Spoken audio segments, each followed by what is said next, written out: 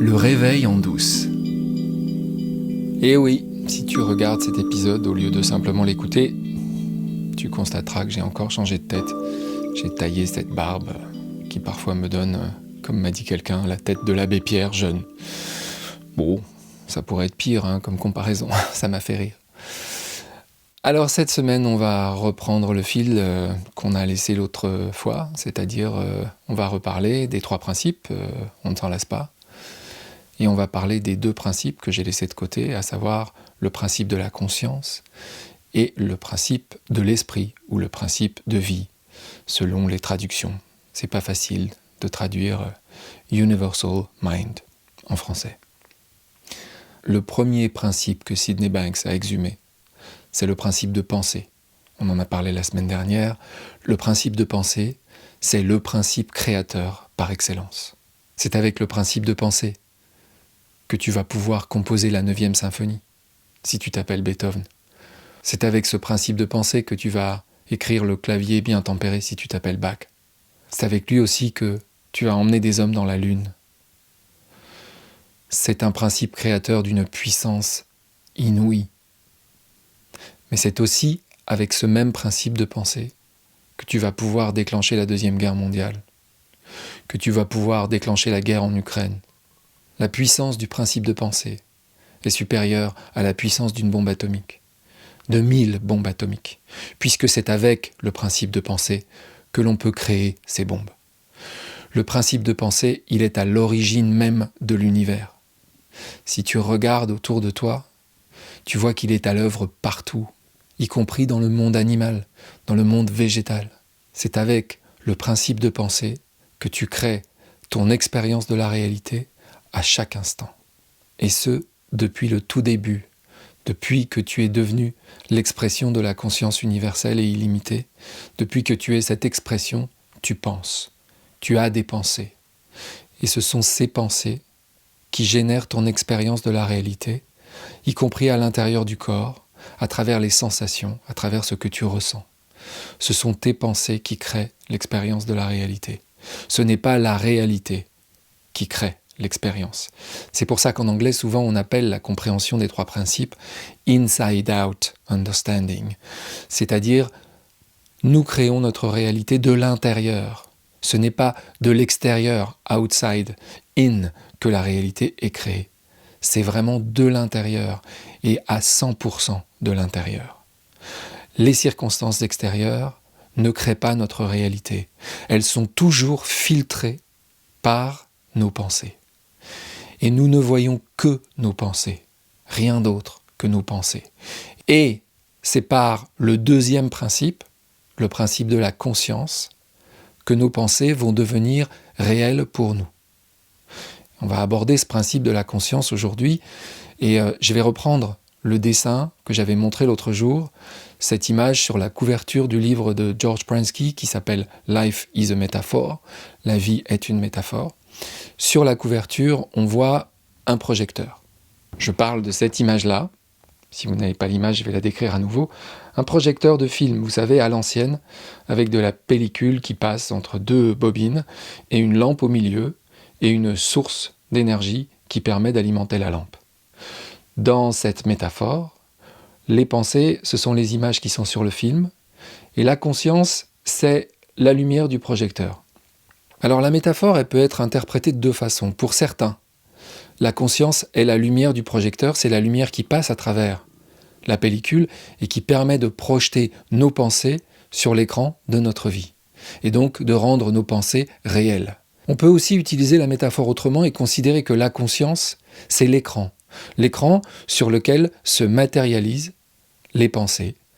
Comme au cinéma, quand vous allez au cinéma, vous ne voyez pas l'écran, vous voyez l'image qui est projetée sur l'écran, vous oubliez complètement que cette image est projetée sur un écran. S'il n'y avait pas d'écran, vous ne pourriez rien voir. Et c'est la même chose avec la conscience. Que ce soit la lampe qui éclaire le film ou que ce soit l'écran sur lequel se projette le film, c'est ça la conscience. Nous avons la conscience, donc nous avons la possibilité de voir la réalité de nos pensées en temps réel. Mais qu'est-ce qui est important de comprendre ? Pourquoi ça change tout de voir la conscience comme l'écran ou comme la lampe qui éclaire le film ? c'est que la conscience ne nous donne pas accès à la réalité. Elle ne nous donne accès qu'à ce qu'il y a sur le film de nos pensées. La réalité, elle n'est pas accessible directement à notre expérience. Et c'est grâce à ça qu'on peut expliquer que deux personnes qui assistent à la même scène ne la vivent pas du tout de la même manière. C'est parce que le principe de conscience s'applique pour chacune de ces deux personnes. Il éclaire non pas la réalité, mais le film dans leur tête. C'est donc ça, la deuxième redécouverte de Sydney Banks, le principe de conscience. Ensuite, on en arrive au troisième principe. Le troisième principe, c'est en anglais « universal mind », en français, le principe de l'esprit ou le principe de vie. Le principe de vie, c'est la source, c'est l'énergie, c'est ce qui fait que la machine fonctionne. Sur le dessin du projecteur, ce principe de vie, c'est l'énergie qui est apportée par le câble d'alimentation. C'est le principe créateur universel. Nous ne sommes pas des projecteurs alimentés par une batterie autonome. Nous ne sommes pas séparés de la source. Nous sommes tous et toutes alimentés par la même source.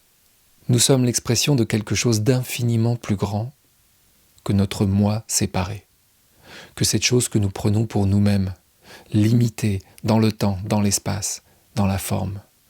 Nous sommes l'expression de l'univers tout entier.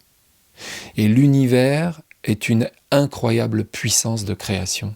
Et c'est là qu'on a un vrai problème avec la traduction française. Quand on dit principe de vie pour universal mind ou principle of mind, donc esprit universel ou principe de l'esprit, si on traduit ça par principe de vie, on rate la dimension spirituelle, purement spirituelle, de cette énergie qui est derrière la vie, de cette intelligence qui est derrière toute vie. Nous avons une conception très restrictive de ce qu'est la vie. L'histoire qu'on nous a racontée, c'est que la vie est née, en quelque sorte, d'une combinaison très complexe de particules, et que c'est cette complexité, à un moment, qui génère quelque chose qu'on appelle la vie. Mais il n'y a pas besoin de faire des études de physique ou des études de biologie pour se rendre compte que cette frontière que nous mettons entre les choses inanimées et les choses animées de vie, elle est complètement artificielle. Les particules les plus élémentaires dont nous sommes tous faits, dont l'univers entier est fait, ces particules élémentaires ne cessent pas de vibrer. Ça s'attire et ça se repousse constamment, sans arrêt. Et nous sommes faits de cela. Quel que soit l'endroit où tu observes avec un microscope, quelle que soit la profondeur de ce que tu observes, ça bouge de partout. Il n'y a rien dans l'univers qui soit inanimé. Tout est vivant. C'est ça que recouvre le mot principe de vie. C'est ça que recouvre universal mind. Nous sommes l'expression de cette chose immensément plus grande que nous. Ce universal mind qui pourrait nous faire comparer l'univers à un immense cerveau infini. L'énergie qui est derrière la vie, c'est une intelligence. Et c'est là où Sydney Banks et les trois principes rejoignent les plus grandes traditions spirituelles de l'humanité. C'est une manière de pointer, pour les terriennes et les terriens que nous sommes, la direction de la vérité. Cette vérité qui est accessible à tous les humains depuis la nuit des temps et qui ne cesse pas d'être redécouverte et que je viens chaque semaine vous inviter à redécouvrir avec moi. Comme chaque semaine, je vous invite à venir rejoindre la communauté des trois principes francophones. Vous retrouverez tous les liens dans la description de cet épisode, comme d'habitude.